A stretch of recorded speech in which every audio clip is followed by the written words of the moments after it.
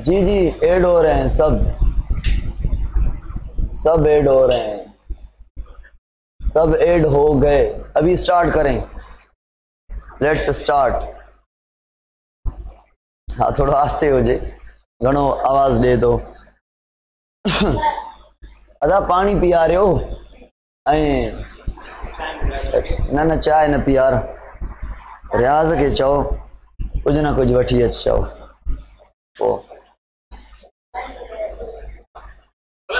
बस है, ओके यार ठीक है। दिशा भी ऐड सारे ऐड हो गए भाई। अभी लेते हैं स्टार्ट। वहाँ चखनी है वहाँ जा। अभी लेते हैं स्टार्ट। आज का जो हमारा टॉपिक है वो है नर्वस सिस्टम। तो इसके साथ ही हम नर्वस सिस्टम को पढ़ेंगे और साथ ही साथ केमिकल कोऑर्डिनेशन को भी पढ़ेंगे। तो nervous coordination and chemical coordination के बीच डिफरेंस पढ़ेंगे हम, ठीक है। पहले बात यह है कि मुझे कौन बताएगा कि नर्वस सिस्टम है क्या। आप कहेंगे सर न्यूरॉन्स हैं हमारी बॉडी में, स्पेशल टाइप के सेल हैं न्यूरॉन, मेनली 3 टाइप के हैं, सेंसरी न्यूरॉन, इंटर न्यूरॉन और मोटर न्यूरॉन।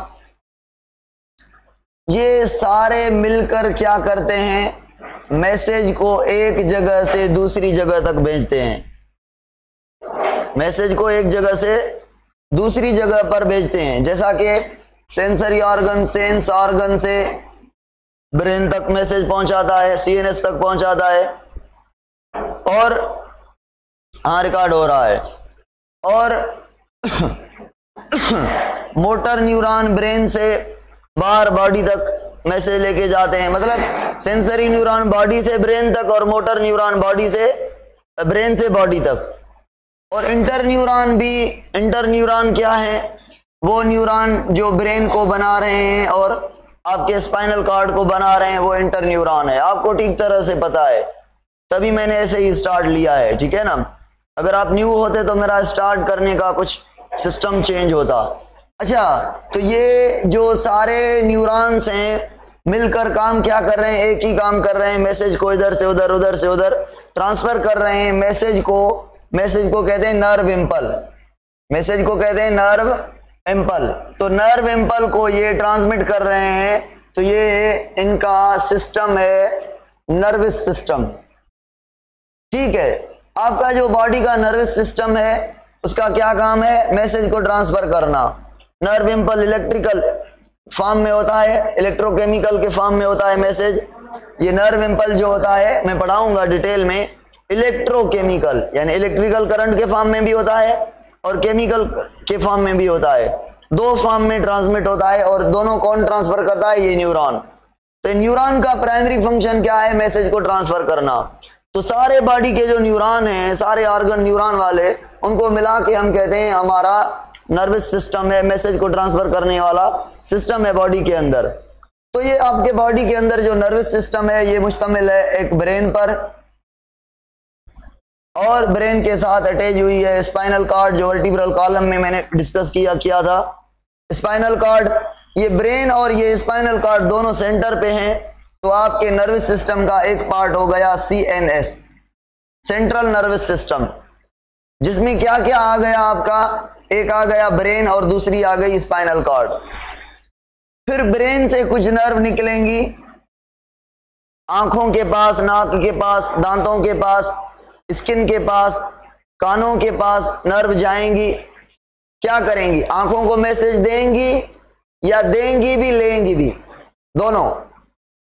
आंखों से मैसेज ले जाना और आंखों तक पहुंचाना, माउथ तक मैसेज को ले आना और माउथ तक मैसेज को पहुंचाना। यानी आप कहेंगे सर सेंसरी और मोटर दोनों न्यूरॉन होंगे।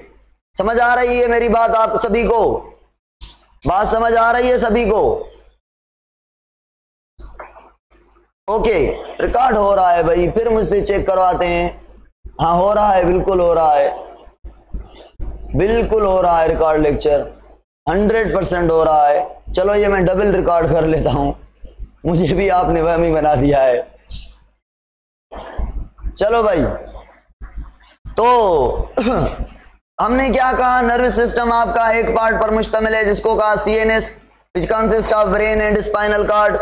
और ब्रेन से नर्व निकलेंगी और स्पाइनल कार्ड से नर्व निकलेंगी जो सेंटर से बाहर जा रही हैं, यानी आपके ब्रेन से कान तक, आंखों तक, माउथ तक, दांतों तक, या स्पाइनल कार्ड से आर्म तक, स्पाइनल कार्ड से हार्ट तक, स्पाइनल कार्ड से लंग्स तक, स्पाइनल कार्ड से किडनी तक, लिवर तक, सारे स्पाइनल कार्ड से आपकी लोअर लिम्स तक। ये जो नर्व होंगी आप कहेंगे ये भी सर कोई मैसेज ले जाने वाली होगी, तो मैसेज कोई वापस लेके आने वाली होगी, तो आप कहेंगे ये भी सेंसरी और मोटर नर्व हैं, है ना। समझ आ रही है ना, ये मोटर न्यूरॉन है, मैसेज लेके जा रही है, और ये सेंसरी न्यूरॉन है, स्पाइनल कार्ड को मैसेज देने के लिए आ रही है। तो वो सारे नर्व जो ब्रेन के साथ अटैच हुए हैं या स्पाइनल कार्ड के साथ अटैच हुए हैं, मुझे बताएं वो सेंट्रल नर्वस सिस्टम कहलाएगा या पेरीफेरल नर्वस सिस्टम कहलाएगा। क्या कहेंगे उसको? उसको कहेंगे पेरीफेरल नर्वस सिस्टम। तो आपकी बॉडी के अंदर न्यूरॉन अरेंज हैं दो जगहों पर, एक सेंटर पर न्यूरॉन क्या बना रहे हैं, ब्रेन और स्पाइनल कॉर्ड, और साइड पर जो भी न्यूरॉन्स हैं उनको हम कहते हैं पेरीफेरल नर्वस सिस्टम। और पेरीफेरल नर्वस सिस्टम में आपके सेंसरी न्यूरॉन और मोटर न्यूरॉन आ गए। अब बचा सीएनएस में आ गया आपका ब्रेन और स्पाइनल कॉर्ड। ये दोनों भाई आपके बने हुए हैं कौन से न्यूरॉन के? इंटर न्यूरॉन के बने हुए हैं, ठीक है, इंटर न्यूरॉन के बने हुए हैं। पीएनएस क्या है? पेरीफेरल नर्वस सिस्टम, दिमाग से या स्पाइनल कॉर्ड से जुड़ी हुई जो भी नर्व्स हैं जो सेंटर से बाहर हैं उन्हें हम पेरीफेरल नर्वस सिस्टम कहते हैं। मुझे बताएं, क्या आपके दिमाग का डायरेक्ट कांटेक्ट है आपकी अपनी हमारी लोअर लिम्स के साथ? नहीं है ना। एब्डोमेन से, चेस्ट से, लोअर आर्म से, अपर आर्म से, लोअर लिम्स से नहीं है। तो आपका जो दिमाग है इस खोपड़ी में है, इस बेजे में है, स्कल में है, तो ये आपका दिमाग कनेक्टेड है स्पाइनल कॉर्ड से, और वो भी कहां पे है? वर्टिब्रल कॉलम के अंदर जो कैनाल थी स्पाइनल कैनाल उसमें है। तो स्पाइनल कॉर्ड और ब्रेन सेंटर पे है, ये सीएनएस हो गया। अब मुझे बताएं स्पाइनल कॉर्ड क्यों है? कोई बताएगा स्पाइनल कॉर्ड क्यों है? नहीं होता ना भाई, आप कहेंगे सर लोअर ऑर्गन से कम्युनिकेट करने के लिए, लोअर ऑर्गन से बातें करने के लिए, लोअर ऑर्गन से मैसेज लेने के लिए। सुनील भाई थोड़ो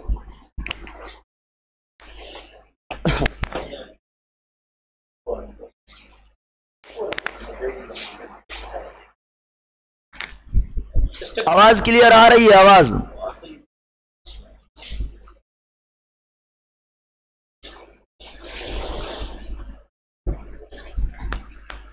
स्पाइनल कॉर्ड क्यों है भाई? आपकी जो स्पाइनल कॉर्ड है वो लोअर ऑर्गन से कनेक्शन बनाने के लिए है, ताकि ब्रेन आपका लोअर बॉडी के पार्ट्स से मैसेज ले सके, मैसेज उसको दे सके, ठीक है ना। तो इसलिए स्पाइनल कॉर्ड है intermediate between brain and your lower body parts. ठीक हो गया भाई, ये आपका नर्वस सिस्टम है एक आपका। अच्छा, नर्वस सिस्टम का काम क्या है?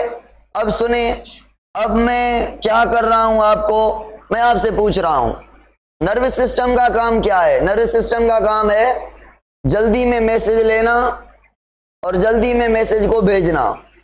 आपका जो नर्वस सिस्टम है फिजिकल कनेक्शन है between body parts, physical connection है बिटवीन बॉडी पार्ट्स, और फास्ट कनेक्शन है क्योंकि इलेक्ट्रिकल करंट के फॉर्म में मैसेज ट्रेवल हो रही है।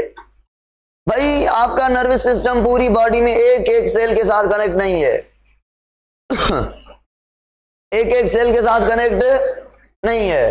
तो जब आपका नर्वस सिस्टम एक एक सेल के साथ कनेक्ट नहीं है तो उसको कोई और सिस्टम भी चाहिए सारे सेल से कनेक्ट होने के लिए, और वो जो सिस्टम है वो केमिकल सिस्टम है, केमिकल कोऑर्डिनेशन है, हार्मोन वाला सिस्टम है। यानी आपका ब्रेन किसी ऑर्गन को मैसेज देगा, वो कोई हार्मोन प्रोड्यूस, या तो डायरेक्ट काम करवाएगा, या तो उसे कहेगा फला आर्गन के लिए मैसेज बनाएं, तो वो आर्गन प्रोड्यूस करेंगे हार्मोन, और हार्मोन जो है ब्लड के थ्रू आहिस्ता आहिस्ता आहिस्ता अगले आर्गन तक जाकर काम करवाएंगे उसको। तो मुझे बताएं स्लो सिस्टम कौन सा हो गया, हार्मोन वाला या नर्वस वाला?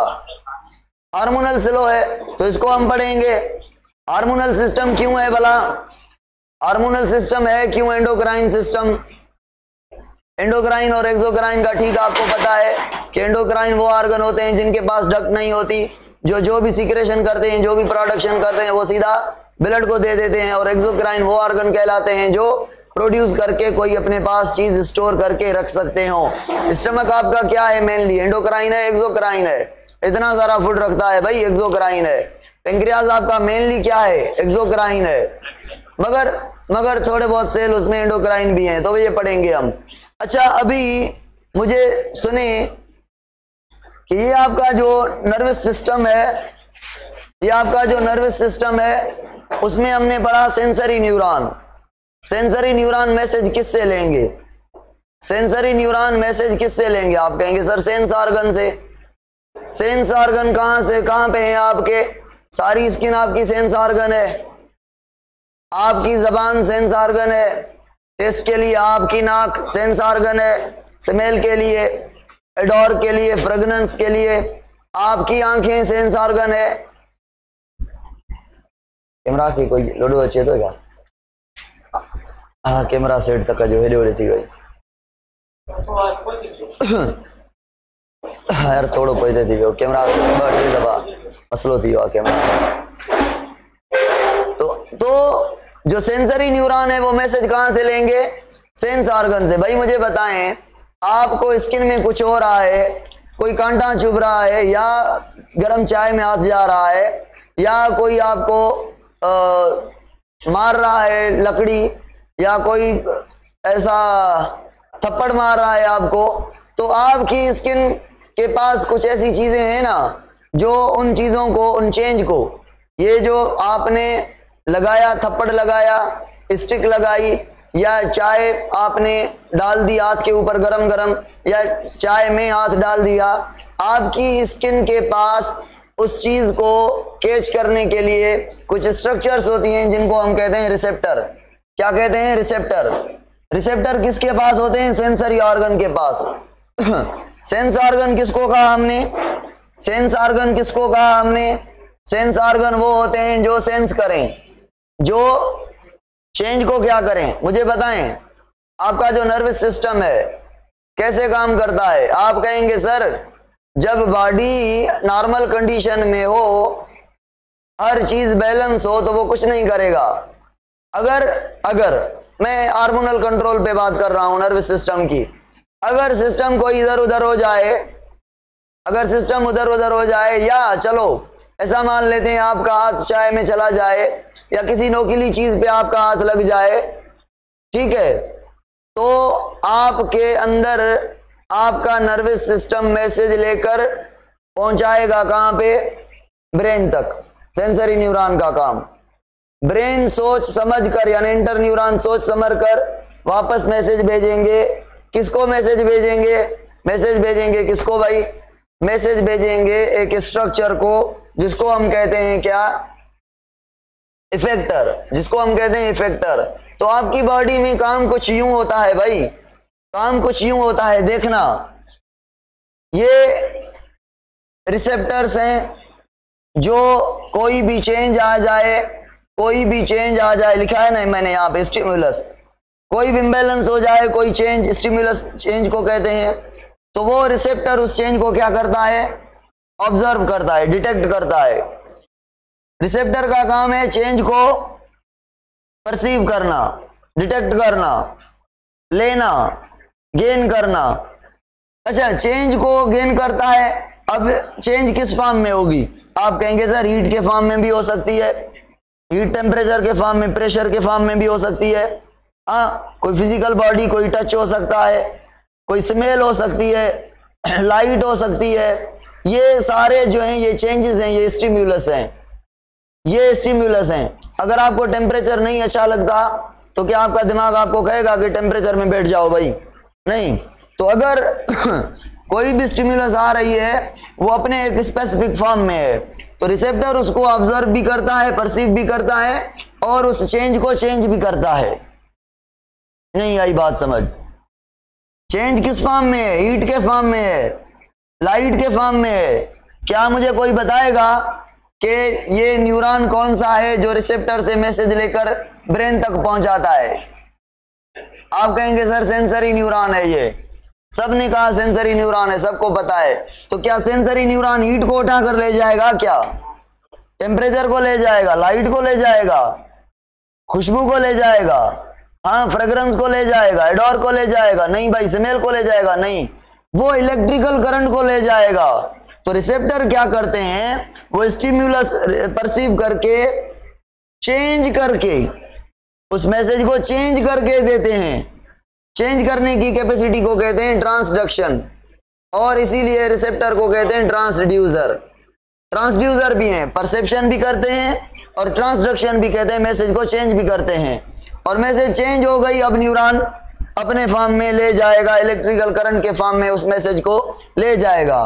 तो जो रिसेप्टर हैं उसके स्टिम्युलस को चेंज करते हैं केमिकल फॉर्म में, और वो केमिकल स्टिमुलेट करता है न्यूरॉन को, और वो जो न्यूरॉन है वो मैसेज को लेकर जाता है ब्रेन तक। उस न्यूरॉन को सेंसरी न्यूरॉन कहते हैं। और ब्रेन के पास कौन से न्यूरॉन है? Write in the comment box जल्दी।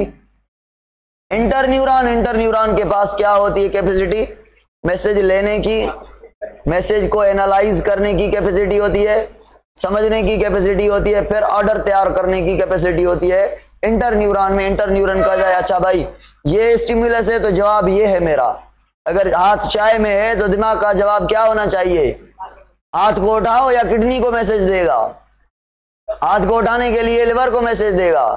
चाय में हाथ है तो क्या टांगों को मैसेज देगा? किसको मैसेज देगा? आर्म की मसल को। तो आर्म की मसल तक, आर्म की मसल मतलब ये आर्म हो गई आपकी, यहाँ पे क्या है आपका? ये नोकीली कोई चीज है, उस पे आपकी उंगली लग गई है, ठीक है? ये आपके हाथ की उंगलियां हैं, लग गई हैं, ये आपके हाथ को काट रही है, चुभ रही है। आपका मैसेज ब्रेन तक गया, ब्रेन अब मैसेज देगा आर्म को। आर्म के किसको? आर्म के मसल्स को। वो मसल आपके कॉन्ट्रैक्ट करेंगे, जब कॉन्ट्रैक्ट करेंगे तो हाथ आपका उस चीज से उठ जाएगा, गर्म चाय से निकल जाएगा। तो आपकी आर्म ने क्या किया भाई?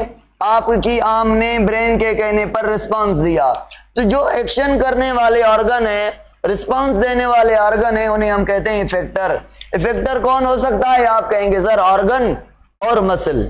इंटरनल ऑर्गन और मसल आपके क्या हैं? इफेक्टर हैं। इंटरनल ऑर्गन भाई लिवर को ब्रेन कहेगा तो लिवर कोई काम करेगा ना। किडनी को कहेगा ब्लड प्रेशर ऐसा है वैसा करो तो किडनी काम करेगी ना। सारे आपके अंदर के ऑर्गन जो हैं वो ब्रेन के हाथ में है, ब्रेन के कंट्रोल में काम करते हैं। यानी आपके इंटरनल ऑर्गन क्या हैं? इफेक्टर हैं, और आपकी मसल्स भी क्या हैं?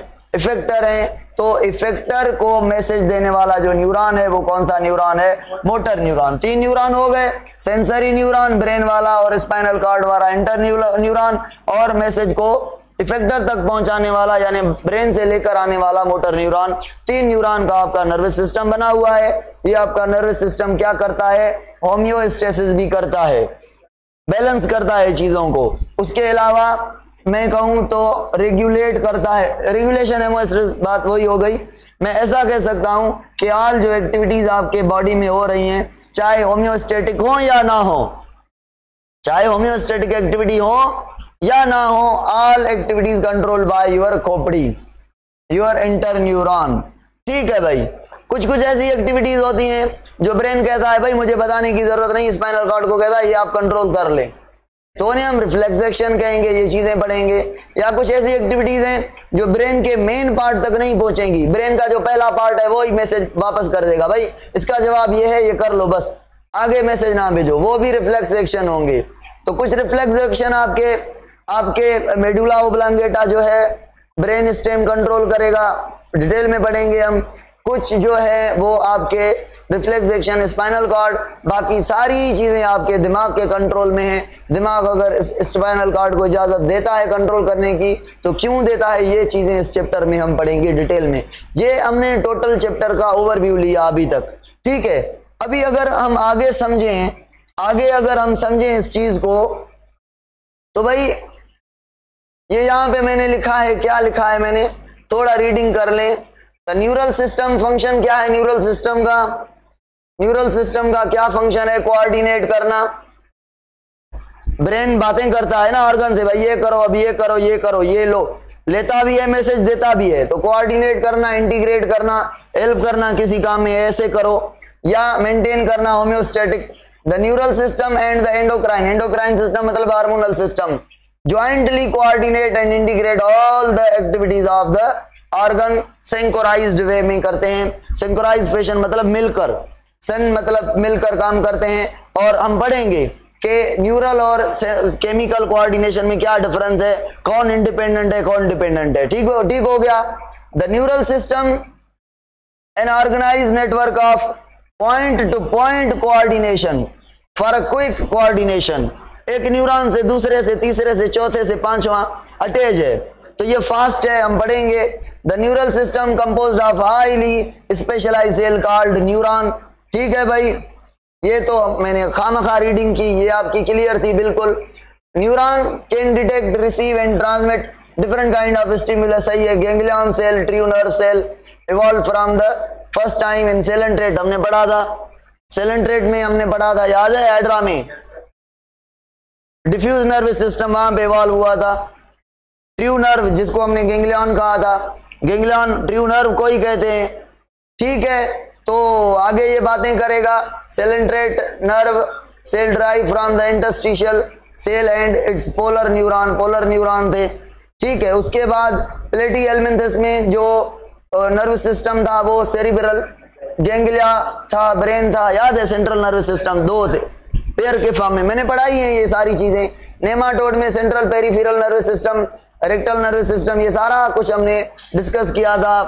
कार्ड थे, कितने बॉडी में जा रहे हैं, कैसे काम कर रहे हैं हमारी बॉडी में, मुझे ये बताएं। सेंट्रल नर्व सिस्टम और पेरिफेरल नर्व सिस्टम में ये बात क्लियर हो गई।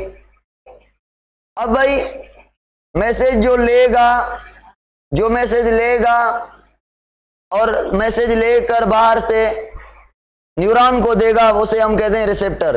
ठीक है, और प्रोसेस को कहते हैं सेंसेशन। अब जो रिसेप्टर आपके होते हैं, थोड़ी रीडिंग कर लें।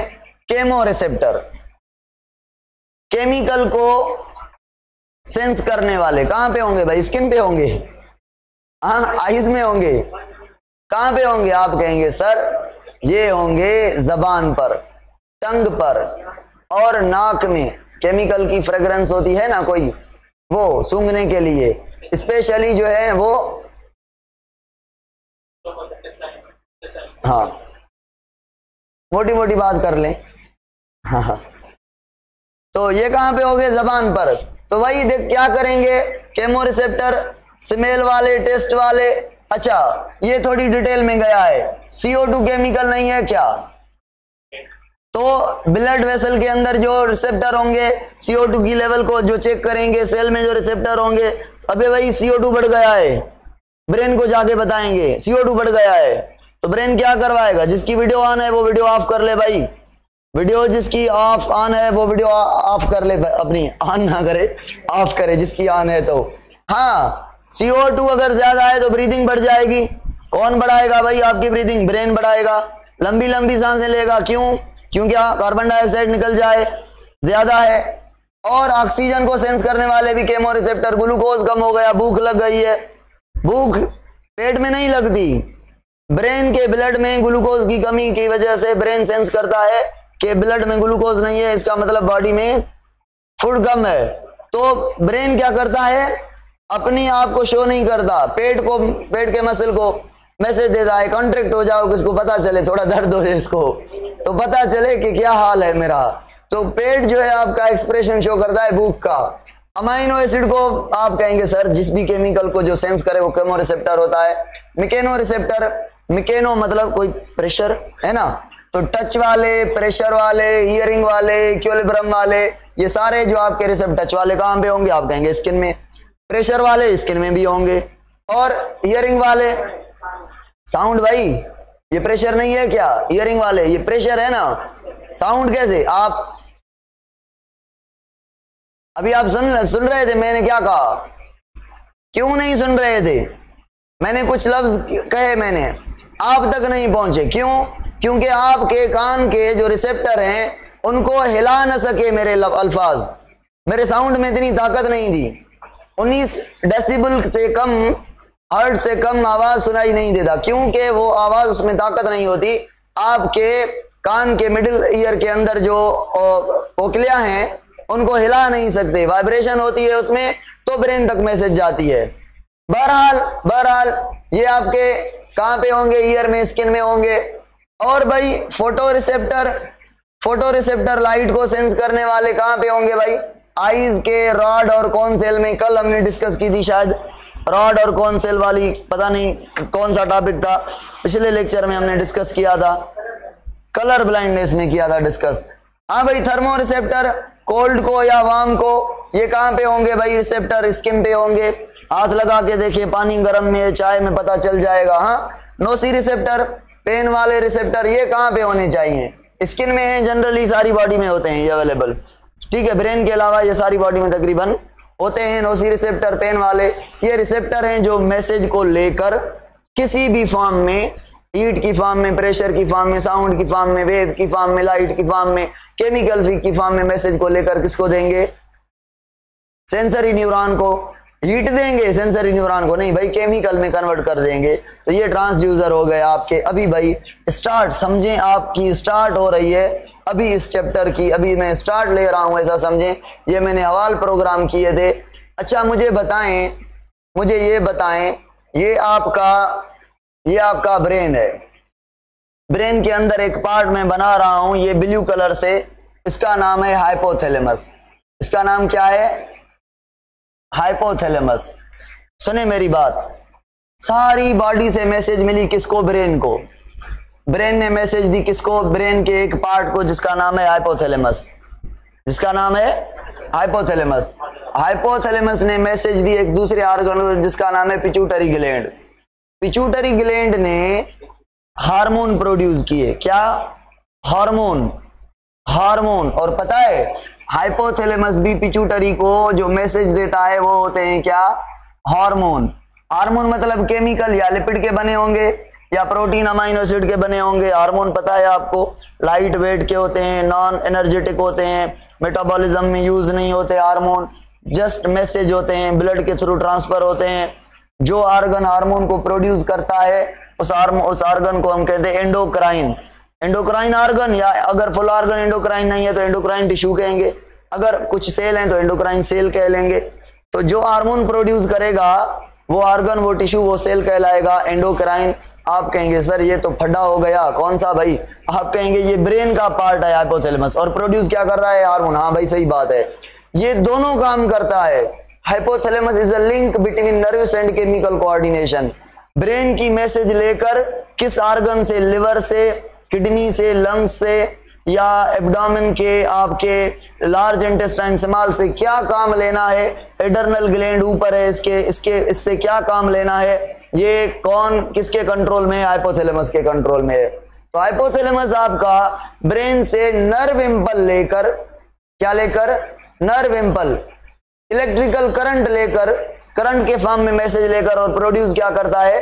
केमिकल मैसेज, जिसको हम कहते हैं हार्मोन। और ये हार्मोन हाइपोथैलेमस से पिट्यूटरी में, पिट्यूटरी से फिर ऑल बॉडी के ऑर्गन तक जाएगा, और फिर ये ऑल ऑर्गन जो काम कर रहे हैं किसके कंट्रोल में कर रहे हैं? हाइपोथैलेमस और पिट्यूटरी। पर पिट्यूटरी भी किसके कंट्रोल में है? हाइपोथैलेमस। तो ऑल आपके जो ऑर्गन हार्मोन के कहने पर काम करेंगे उनको आपके दिमाग का एक पार्ट कंट्रोल करता है, जिसका नाम है हाइपोथैलेमस। अब भाई हार्मोन को पहुंचने में बड़ी देर लगेगी। और हार्मोन क्या है? हार्मोन केमिकल हैं जो ब्लड में होंगे, और ब्लड से आहिस्ता आहिस्ता, ऐसा तो नहीं है कि हार्मोन निकलेगा पिट्यूटरी ग्लैंड से, कहेगा मुझे और कहीं नहीं जाना, सीधा एडर्नल ग्लैंड पे जाना, ऐसा है क्या? नहीं भाई, ऐसा नहीं है। हार्मोन ब्लड में जाएगा, फिर जहां ब्लड वहां हार्मोन, जाहिरी बात है ब्लड जाएगी, एडर्नल ग्लैंड के पास भी जाएगी, तो कभी ना कभी किसी न किसी टाइम में वो वहां पे पहुंच जाएगा और कंटिन्यू रिलीज होते हैं। ये चीजें मैं आपको अभी अभी अभी आपसे पूछने वाला हूं। अभी भाई मुझे बताएं एंडोक्राइन सिस्टम क्या है? अच्छा, केमिकल कोऑर्डिनेशन क्या है और नर्वस कोऑर्डिनेशन क्या है? नर्वस समझ लिया, केमिकल कोऑर्डिनेशन भी समझ लिया। कोऑर्डिनेशन का मतलब है मिलकर काम करना। आपकी बॉडी न्यूरॉन की वजह से और हार्मोन की वजह से मिलकर काम करती है। तो आपका नर्वस कंट्रोल और हार्मोनल कंट्रोल जो है, केमिकल कंट्रोल, ये बॉडी को कंट्रोल करते हैं। अब कौन किस पे डिपेंडेंट हुआ? आप कहेंगे सर केमिकल नर्वस पे डिपेंडेंट हुआ। हाँ भाई, हाइपोथैलेमस ब्रेन से मैसेज ना लेता, हार्मोन ना प्रोड्यूस करता, तो बाकी ये पिट्यूटरी कैसे करता? पिट्यूटरी से आगे वाले ऑर्गन कैसे हार्मोन प्रोड्यूस करते? तो एंडोक्राइन सिस्टम आपका यानी हार्मोनल सिस्टम आपका डिपेंडेंट है किस पर? नर्वस कोऑर्डिनेशन पर। और मुझे लग रहा है कि नर्वस कोऑर्डिनेशन फास्ट है, मुझे लग रहा है कि नर्वस कोऑर्डिनेशन से हार्मोनल कोऑर्डिनेशन स्लो है, मुझे लग रहा है कि हार्मोनल कोऑर्डिनेशन कंटिन्यूअस होना चाहिए, जब तक काम ना हो जाए हार्मोन का जाना चाहिए। और नर्वस कोऑर्डिनेशन फास्ट, गई भाई मैसेज, बस एक बार मैसेज, बार बार मैसेज जाएगी तो बार बार काम होगा, सही है ना? तो डिसकंटिन्यूअस शॉर्ट लिव्ड कौन होगा? Nervous coordination. ये थोड़े हम डिफरेंस देख लेते हैं, सुने। ये नजर आ रही है स्क्रीन आपके सामने है, स्क्रीन नजर आ रही है आपको क्लियर? हाँ भाई, ये आपका मैंने लिखा है, ये नर्वस कोऑर्डिनेशन है, ये वाला नर्वस कोऑर्डिनेशन केमिकल कोऑर्डिनेशन है, ये केमिकल कोऑर्डिनेशन है, और ये आपका नर्वस कोऑर्डिनेशन है। नर्वस को कह लें, nervous system refer to the network of nerve cell. Speed घटायो से बंद करो बेचा का कावड़ अच्छी है, पक्के की कावड़ अच्छी भाई। हेलो, ठीक है। Nervous system refer to the network of nerve cell that coordinate the function of body and transmit the nerve impulse, पता है भाई हमको। और ये क्या करता है? Endocrine system refer to the collection of glands. कौन से gland? Endocrine gland. Produce hormone that control the function of body. दोनों वो नर्व भेजकर काम करवा रहा है, ये केमिकल भेजकर काम कर रहा है। देखेंगे कि इससे दोनों से का बड़ा बाप कौन है? दोनों में से compose of nerve cell, brain, spinal cord and peripheral nerve system पढ़ लिया हमने। ये कंपोज ऑफ ओनली ग्लैंड। और ये यूज न्यूरोट्रांसमीटर, ये बात मैंने नहीं समझाई आपको। देखें भाई, ये एक न्यूरॉन है यहां तक, ठीक है, और ये दूसरा न्यूरॉन है यहां तक। यहां से यहां तक इलेक्ट्रिकल करंट के फॉर्म में मैसेज जाएगी, फिर यहां से यहां तक भी इलेक्ट्रिकल करंट के फॉर्म में जाएगी। न्यूरॉन जहां पे अटैच होते हैं वहां पे थोड़ी स्पेस होती है, वहां से करंट पास नहीं होता। तो एक न्यूरॉन की चोटी दूसरे न्यूरॉन को मैसेज देने के लिए यहां से क्या ट्रांसफर करती है? केमिकल ट्रांसफर करती है। वो केमिकल जो होते हैं उनको हम कहते हैं neurotransmitter.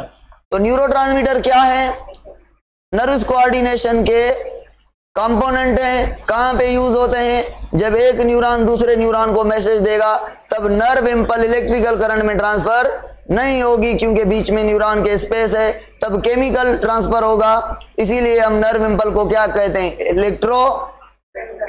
Electrochemical nerve impulse. Electrical current के फॉर्म में। आप एंट्री के बच्चे हैं, मुझे ये तो बताएं, न्यूरॉन का जितना लंबा होना फायदेमंद है या नुकसानमंद है? आप कहेंगे सर न्यूरॉन जितना लंबा होगा उतना फास्ट करंट ट्रांसफर होगा, क्योंकि जितने जितने ये जोड़ आ जाएंगे, ज्वाइंट आ जाएंगे, वहां पे केमिकल स्लो ट्रांसमिट होंगे। जितना न्यूरॉन लंबा होगा उतने ये जोड़ कम आ जाएंगे, तो स्पीड जो होगी वो फास्ट होगी, कंडक्शन फास्ट होगी। बहरहाल यहाँ पे आ जाएं, signal are transmitted through the nerve cell, और यहाँ पे signal are transmitted through the blood. यहाँ पे सिग्नल का नाम बताएं भाई, हार्मोन। यहाँ पे सिग्नल का नाम बताएं, नर्व इंपल। चलो, the whole system is physically connected, भाभी न्यूरॉन फिजिकली कनेक्टेड है, और ये the whole system is not physically connected. क्या पिट्यूटरी और लिवर फिजिकली कनेक्टेड हैं? नहीं भाई। वीडियो जिनकी ऑफ है, ऑन है, वो ऑफ कर लें अपनी वीडियो। बहुत सारे बच्चों की वीडियो ऑन है, अपनी वीडियो क्यों नहीं ऑफ करते? क्या सुनाई नहीं दे रहा क्या किसी को? जिनकी वीडियो ऑफ ऑन है वो ऑफ कर लें भाई, वीडियो ऑफ कर लें जल्दी। नहीं हो रही है।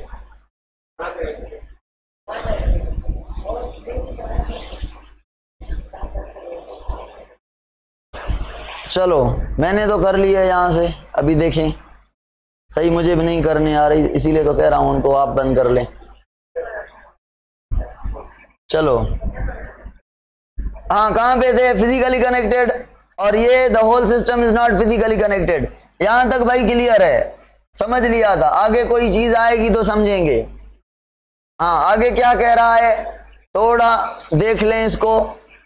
The signal take more time. अच्छा, केमिकल मोर टाइम लेंगे, हाँ भाई, और signal transmit very fast, short period में। तो effect wide spread, effect localise, सही बात है। न्यूरॉन जहां पे मैसेज देगा वहां पे इफेक्ट होगा ना, और हार्मोन बहुत सारी जगहों पे जाएंगे, बहुत सारे सेल होंगे जिन पर वो काम करेगा। हार्मोन 1 लाख सेल हैं तो 1 लाख को हार्मोन की जरूरत होगी, तो उतने हार्मोन जो है वहां पे सारी जगहों पे काम करेंगे। ठीक हो गया भाई। उसके बाद कंट्रोल द ग्रोथ। अभी ये देखें, ये बहुत इंपॉर्टेंट चीज है। ग्रोथ को कंट्रोल करेगा आपका केमिकल कोऑर्डिनेशन, हाइड्रेशन को, पानी कितना है, पानी को लौटाना है, ये हार्मोन होंगे। आपका जो सोडियम क्लोराइड का बैलेंस वगैरह करेंगे, ग्लूकोज की level, heat, productivity, sexual maturity, hormonal system है ना भाई, ये प्रोडक्शन ऑफ गेमेट्स वगैरह। और ये जब आप देखेंगे control the muscle movement, heart beat, digestion, breathing और सेंस, स्पीच एंड मेमोरी, ये काम है आपके नर्वस सिस्टम। यानी बात समझ आ रही है? यहाँ पे नर्वस सिस्टम केमिकल कोऑर्डिनेशन को बीच में नहीं बुला रहा, मसल को डायरेक्ट न्यूरॉन मैसेज दे रहा है बस। भाई कॉन्ट्रैक्ट करो, जबान को डायरेक्ट न्यूरॉन मैसेज दे रहा है। अगर जबान के पास हार्मोन आते तो कल हम सोचते, आज हम बोलते, और परसों आप सुनते, ठीक है ना? तो ऐसा सिस्टम होता अगर जबान का कंट्रोल जो है हार्मोनल होता तो। समझ आ गई होगी मेरी बात। Function can be affected by multiple sclerosis, meningitis, cancer हो जाए, मेनिंजिस बीमारी है, मेनिंजिस लेयर डैमेज हो जाए या स्क्लेरोसिस हो जाए तो ब्रेन की जो फंक्शनलिटी है, न्यूरॉन की फंक्शनलिटी अफेक्ट हो सकती है। यहाँ पे function depend upon the age, stress, environmental factor, genetics and disease condition. ये सारी बातें आपको अगर इंटर पढ़े हुए हैं तो समझ आ गई होगी। एज के हवाले से हार्मोन कम ज्यादा बनते हैं, जैसे ईस्ट्रोजन की लेवल, ठीक है। और आप कहेंगे स्ट्रेस की वजह से ब्लड प्रेशर का सिस्टम इधर उधर हो जाता है, हार्मोनल बैलेंस है। और एनवायरमेंटल फैक्टर भी अफेक्ट करेंगे आपके केमिकल कोऑर्डिनेशन को। केमिकल कोऑर्डिनेशन, सपोज करें स्वीटनिंग करवानी हो तो एनवायरमेंटल फैक्टर सही होंगे तो स्वीटनिंग की जरूरत नहीं होगी। कैसे हीट को मतलब यहाँ पे एनवायरमेंटल फैक्टर इन्वॉल्व होंगे। जेनेटिकली कोई हार्मोन ज्यादा और सिक्रेशन, अंडर सिक्रेशन होगी, या कोई डिजीज कंडीशन, हार्मोन सही नहीं होगा तो डिजीज होगी वगैरह वगैरह। ठीक है, ये बातें थी भाई। आज तो हमने कुछ नहीं पढ़ सके, मैंने सोचा आज बहुत था। अभी तक हमने क्या पढ़ा है भाई, थोड़ा समराइज करें क्या पढ़ा है हमने। सुने भाई, हमने ये पढ़ा है हमारी बॉडी में नर्वस सिस्टम है जो न्यूरॉन पर मुश्तमिल है। 3 टाइप के न्यूरॉन हैं, वो मिलकर 2 हिस्सों में बांटते हैं हम नर्वस सिस्टम को, सेंट्रल नर्वस सिस्टम और peripheral nervous system. Nervous system को मैसेज लेने के लिए रिसेप्टर की जरूरत है, तो जो कि through out the body different organ में रिसेप्टर प्रेजेंट हैं जो मैसेज लेकर सेंसरी न्यूरॉन को देते हैं, सेंसरी मोटर ब्रेन को देते हैं, और ब्रेन में इंटर न्यूरॉन है और वो मोटर न्यूरॉन को मैसेज देता है। वो काम करवाता है। जिन काम करने वाले ऑर्गन को पता नहीं हमने क्या कहा था, right in the comment box जल्दी। मैं पानी पी के दिखाऊं।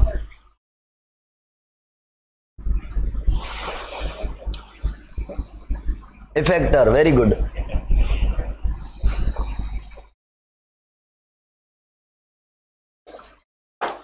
अच्छा, अभी ना हम पढ़ेंगे न्यूरॉन है क्या, न्यूरॉन की स्ट्रक्चर पढ़ेंगे। क्या काम था न्यूरॉन का? मैसेज को लेना और मैसेज को वेरी फास्ट ट्रांसफर करना in the form of electrochemical current. अभी भाई न्यूरॉन की जो साइज है वो कांस्टेंट नहीं है। 1 mm में भी न्यूरॉन होते हैं छोटे बिल्कुल, और 1 मीटर तक भी न्यूरॉन होते हैं। न्यूरॉन का लंबा होना फायदेमंद है फास्ट कंडक्शन के लिए। और आपकी जो सियाटिका नर्व है सेक्रल वर्टिब्री से पांव तक जाती है, ये सबसे बड़े में बड़ी नर्व है। हम किसी एक जनरल नर्व की स्ट्रक्चर हमने यहाँ पे ड्रा की है, इसको हम पढ़ेंगे, इसको हम समझेंगे, डिटेल में हम इसको देखेंगे। चलो देखते हैं भाई न्यूरॉन को। न्यूरॉन के अंदर एक्चुअली एक पार्ट है जिसका नाम है सेल बॉडी। एक पार्ट है जिसका नाम है सेल बॉडी। अगर कोई पूछे सेल बॉडी क्या है, आप कहेंगे सर सेल बॉडी न्यूरॉन का वो पार्ट है जहां पे सेल का मेन हिस्सा है, जहां पे सेल का वजूद है, वजूद था। अच्छा, मतलब बाकी चीजें बनी होंगी सेल में से। हाँ, बाकी एक्सटेंशन है दो, एक उधर एक्सटेंशन है, एक इधर एक्सटेंशन है। जैसे मोबा सीडोपोडिया बनाती है, ऐसे बाकी दो एक्सटेंशन है, उनका नाम है एक का एक्सॉन, एक का डेंड्राइट। तो सेल बॉडी क्या है? मेन पार्ट जिसमें आपका न्यूक्लियस आ जाएगा, जिसमें आपका न्यूरोप्लाज्म यानी साइटोप्लाज्म, साइटोप्लाज्म को क्या कहेंगे? न्यूरोप्लाज्म आ जाएगा। और उस साइटोप्लाज्म के आपके क्या आ जाएंगे? ऑर्गेनेल्स आ जाएंगे, माइटोकॉन्ड्रिया। पता नहीं किसके लिए होगा न्यूरॉन के पास, आप कहेंगे सर एनर्जी के लिए होगा। और क्या? हाँ, एनर्जी ज्यादा चाहिए ना भाई, इलेक्ट्रिकल करंट जनरेट करना है, फास्ट नर्व को ट्रेवल करना है, तो एनर्जी के लिए माइटोकॉन्ड्रिया। गोल्जी बॉडी होती है पैकेजिंग वगैरह के लिए। उसके बाद राइबोसोम होते हैं एंडोप्लाज्मिक रेटिकुलम के टुकड़ों के साथ। एंडोप्लाज्मिक रेटिकुलम के पीसेस होते हैं यहाँ पर, एंडोप्लाज्मिक रेटिकुलम के पीसेस, और उन पीसेस पर क्या अटैच होते हैं? उन पीसेस पर अटैच होते हैं राइबोसोम। तो ऐसे ग्रेन्यूल्स को हम कहते हैं Nissl granule. What are the Nissl granule? Nissl granule are composed of RER and attached ribosome. RER के टुकड़े और राइबोसोम प्रेजेंट है, उन्हें हम निजल ग्रेन्यूल कहते हैं। ये इंपॉर्टेंट फीचर है न्यूरोप्लाज्म का, यानी न्यूरॉन के साइटोप्लाज्म का। और उसके अलावा न्यूरॉन के साइटोप्लाज्म के अंदर एक ऑर्गेनेल नहीं होता, पता है कौन सा? सेंट्रियोल। आप कहेंगे सर सेंट्रियोल नहीं है। नहीं भाई, तो आप कहेंगे सर ये कभी डिवाइड नहीं कर सकता। हाँ बिल्कुल, न्यूरॉन जब बनते हैं तो बस एक बार बनते हैं, फिर डिवाइड नहीं हो पाते। ये डिफरेंशिएटेड सेल हैं, डिफरेंशिएट हो गए हैं, इनके अंदर सेंट्रियोल के ना होने की वजह से डिवीजन पावर नहीं है। किसी का भी न्यूरॉन टूट जाएगा तो दोबारा न्यूरॉन नहीं बनते। हाँ, वही न्यूरॉन रिपेयर हो सकता है। एक्सॉन को काट लें तो ये एक्सटेंशन दोबारा बना सकता है, डेंड्राइट को काट लें तो ये एक्सटेंशन दोबारा बना सकता है, मगर एक न्यूरॉन से दो या नया कोई न्यूरॉन आने वाला नहीं है। निजल ग्रेन्यूल रिपीट करें मुस्कान बाबा, देखें निजल ग्रेन्यूल का मतलब है RER के टुकड़े और उसके साथ राइबोसोम चिपके हों।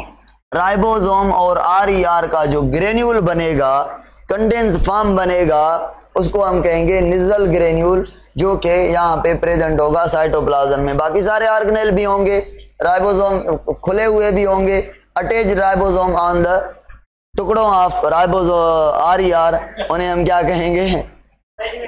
उन्हें हम कहेंगे निजल ग्रेन्यूल। ठीक है, स्क्रीन सेट करें। चलो आ जाएं भाई। तो ये आपका सेल बॉडी क्या है?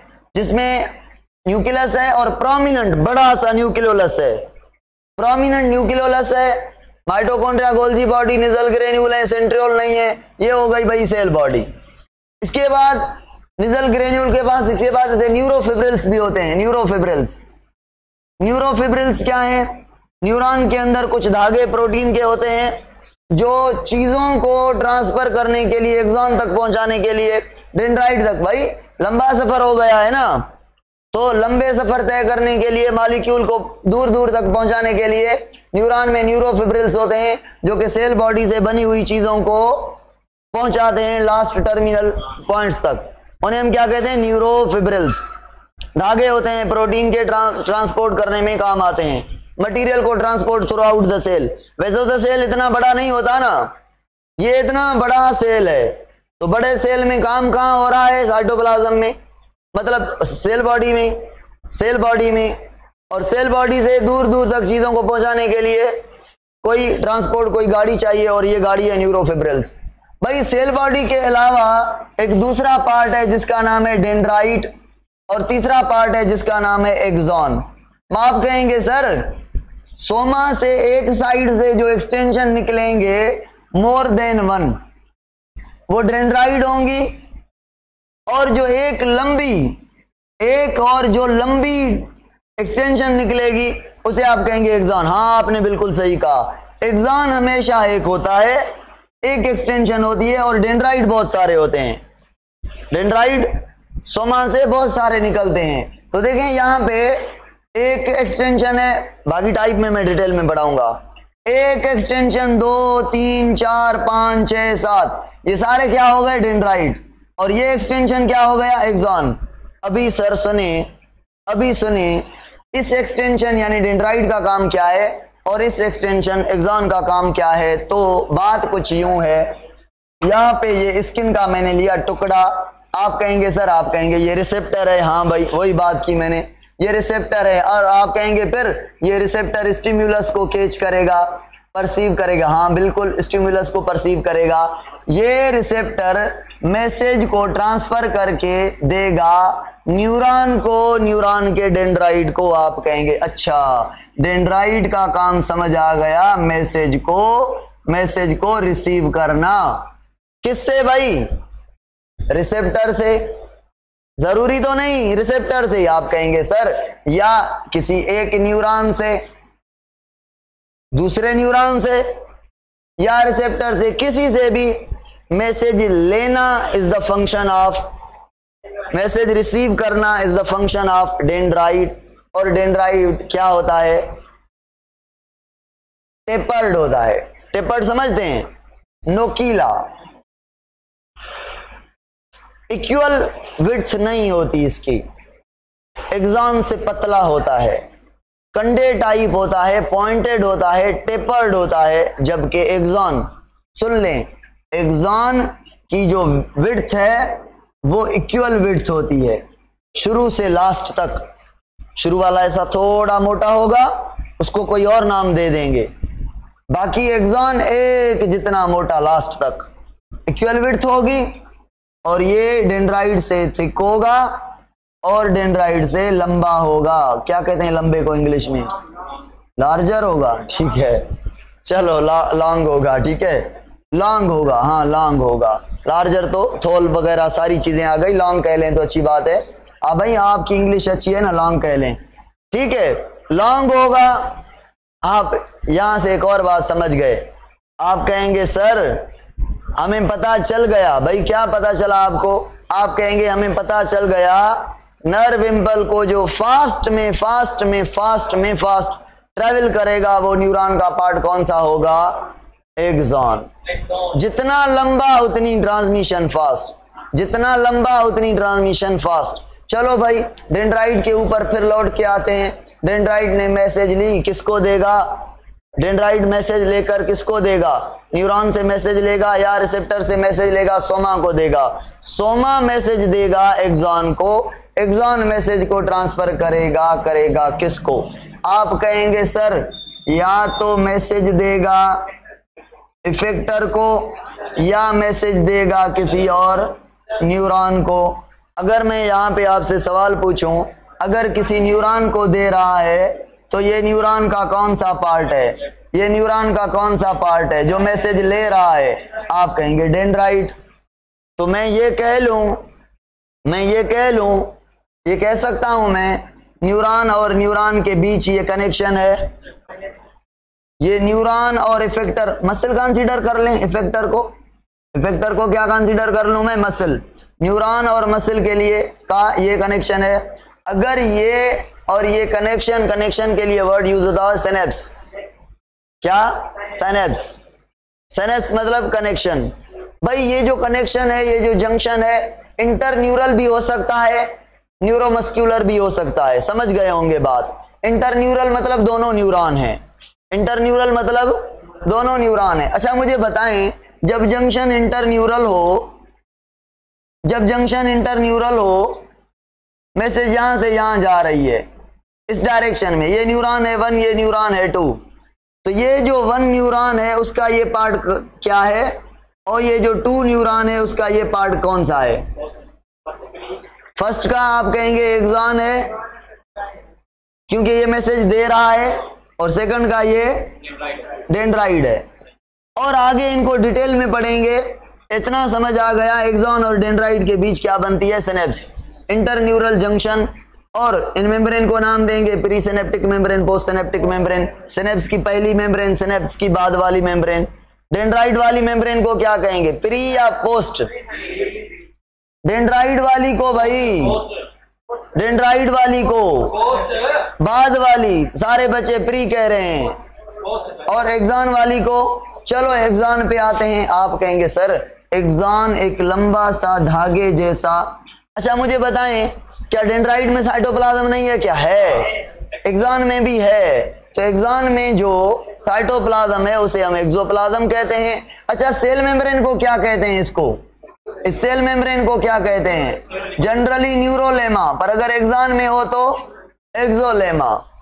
तो ये आपके एक्सॉन की मेम्ब्रेन है जिसको हम एक्सोलेमा कहते हैं। जाहिर नहीं हो रही भाई, थोड़ी थोड़ी जगहों से जाहिर है, बाकी ढांपी हुई है, पता नहीं कोई ऐसी कोई चीज है टेप लाइक जो बाउंडेड है ऊपर से न्यूरॉन के, किसी न्यूरॉन पर होती है किसी पर नहीं होती, तो इसको समझ लेंगे। चलो तो ये आपका एक्सॉन यहाँ पे खत्म हो रहा है। ये जो एक्सॉन की टर्मिनेशन है ना, इसे हम कहते हैं axon terminals, axon terminal, axon की चोटियां जहां पे एक्सॉन ब्रांच हो रहा है उन ब्रांचेस को हम क्या कहते हैं, एक्सॉन टर्मिनल। और टर्मिनल पे भी एक ये ऐसा बल्ब टाइप स्ट्रक्चर है, इसे हम कहते हैं एक्सॉन नोब। एक्सॉन का ये टर्मिनल का ये क्या हो गया, axon knob. Axon knob is a part of axon terminal. अब मुझे बताएं एक्सॉन का कौन सा पार्ट है जो कनेक्शन बनाएगा डेंड्राइट से, एक्सॉन टर्मिनल के एक्सॉन नोब, ठीक है। तो प्री सिनेप्टिक मेम्ब्रेन एक्सॉन के नोब की मेम्ब्रेन को कहा जाएगा।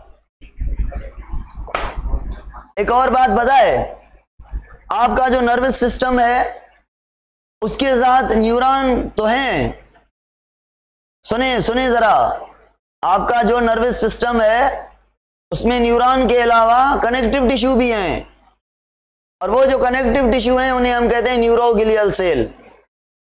उन सेल्स को हम क्या कहते हैं, neuroglial are not neuron, they are connective tissue, and those connective tissue cell are which are associated with the neuron, that cell are said to be as neuroglial cell। वो सपोर्ट करेंगे neuron को, वो nourish करेंगे neuron को, वो protect करेंगे neuron को, protect करेंगे, कोई न्यूरॉन को खाने ना आए उसको खा लेंगे, पैथोजन को, किसी टॉक्सिन को, किसी केमिकल को वो खा जाएंगे, और सपोर्ट करेंगे और प्रोटेक्ट करेंगे, नरिश करेंगे, फूड देंगे, सब्सटेंसेस देंगे, एनर्जी की जरूरत पड़ेगी तो वो डिस्ट्रीब्यूट करेंगे न्यूरॉन को। ये काम है न्यूरोगिलियल सेल का। अब मुझे बताएं, ब्रेन में कैंसर होती है, क्या नर्वस टिश्यू में होती है, क्या इंटरन्यूरॉन में होती है, गिलियल सेल में होती है भाई, न्यूरोगिलियल। हाँ तो आप कहेंगे अभी आप कहेंगे हाँ न्यूरोगिलियल सेल भाई सीएनएस में भी होंगे, पीएनएस में भी होंगे। अभी मैं पीएनएस वाले न्यूरोगिलियल सेल की बात कर रहा हूं, जिसको हम कहते हैं श्वान सेल। श्वान पढ़ लें, शेवान पढ़ लें, श्वान पढ़ लें, एक्चुअली श्वान नाम है इनका, श्वान भी पढ़ा जाता है। श्वान सेल क्या है, is a type of neuroglial cell present in only in the PNS. बताएं कौन कौन से न्यूरॉन के एग्जाम के ऊपर होंगे? आप कहेंगे सेंसरी और मोटर के एग्जाम के ऊपर लपेटे होंगे। अच्छा, इंटरन्यूरॉन के पास ये नहीं होंगे, वहां पे जो न्यूरोग्लियल सेल होंगे वो स्वान सेल नहीं होंगे, वो कोई और होंगे, देखा जाएगा वहां पे क्या करेंगे। यहां पे इनका काम है तो इनको पढ़ लेते हैं। सुनिए भाई, एक और बात, ये स्वान सेल का क्या काम है? प्रोटेक्ट करना, नरिश करना, है ना, सपोर्ट करना। इस स्वान सेल के ऊपर एक शीट होती है, कवरिंग होती है, फैटी लेयर होती है, जिसको हम कहते हैं माइलिन शीट। क्या कहते हैं इसको? इसको कहते हैं माइलिन शीट। तो ये भाई, ये जो है ये क्या है? माइलिन शीट है। ये माइलिन शीट है, ये माइलिन शीट है, ये माइलिन शीट है। किसके ऊपर है? माइलिन शीट किसके ऊपर है? स्वान सेल के ऊपर है। इसका मतलब एक्सॉन के ऊपर है। स्वान सेल कैसे हैं? समझो ये एक्सॉन है ना, ये पट्टी टाइप, जैसे ना टेप होती है बाल के ऊपर चढ़ाते हैं, ऐसे स्वान सेल, ऐसे रिंग टाइप, जैसे रिंग पहन लें आप, जैसे मैंने वॉच पहनी हुई है, ऐसे एक्सॉन की मेम्ब्रेन पर चौधारी लपटे होते हैं न्यूरॉन के स्वान सेल, ऐसे गोल गोल, कहीं से भी इसके आपस में जुड़े होते हैं, तीनों चारों सब सारी साइड से रिंगी टाइप, छल्ले टाइप होते हैं। स्वान सेल एक्सॉन को कवर करते हैं। आप कहेंगे सर एक एक्सॉन का ऐसा एरिया है जहां पे स्वान सेल नहीं है, वो कौन सा एरिया है? आप कहेंगे बिटवीन द स्वान सेल। और आप कहेंगे वहां पे माइलिन शीट भी नहीं है, और कहेंगे वहां पे न्यूरोलेमा जाहिर है, एक्सोलेमा जाहिर है। वो रीजन जो बिटवीन टू स्वान सेल है, जहां पे माइलिन शीट नहीं है, उसे हम कहेंगे नोड ऑफ रेनवियर। क्या कहेंगे उसे? Node of Ranvier. Node of Ranvier, the gap between two swan cell where from the exposure of exolema is appear। जो एक्सोलेमा का एक्सपोजर है उसे हम कहते हैं नोड ऑफ रेनवियर।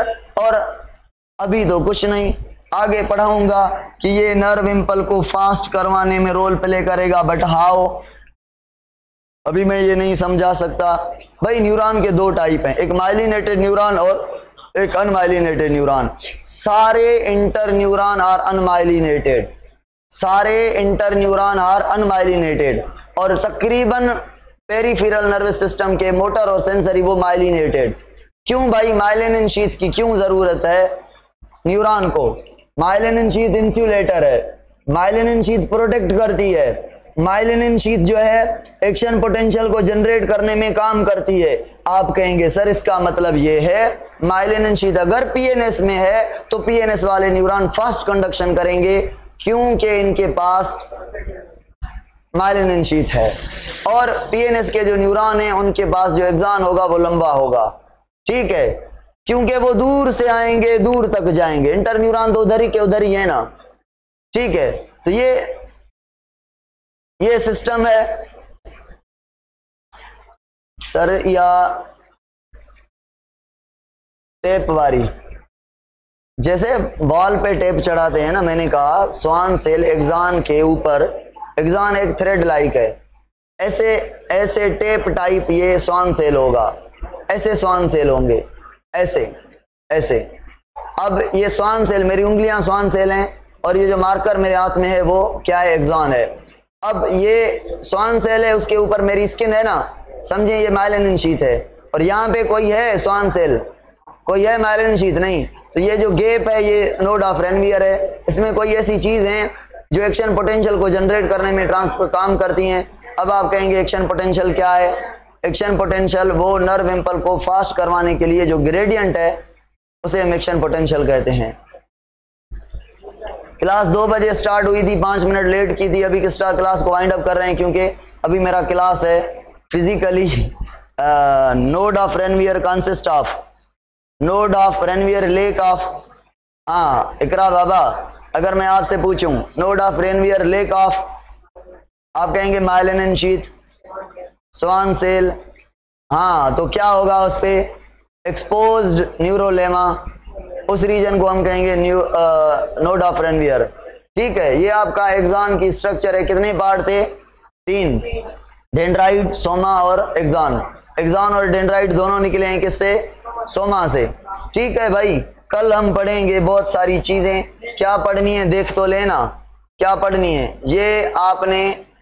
ये आपने बताना है, ये 1 क्या है अभी अभी बताएं, और ये 2 बताएं क्या है।